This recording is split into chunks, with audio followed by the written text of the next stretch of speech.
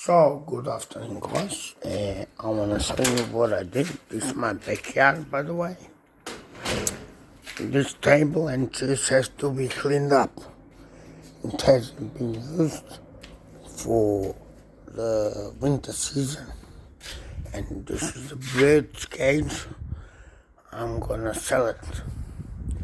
Maybe I get 10-15 bucks. It's alright, guys. So what I did now, I got the pizza dough. I have chopped it up for the birds right here. That's what my mom used to do. She used leftovers bread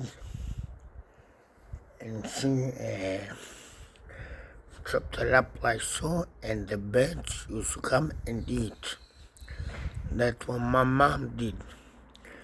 So this is like the bread, but it's pizza bread, pizza dough.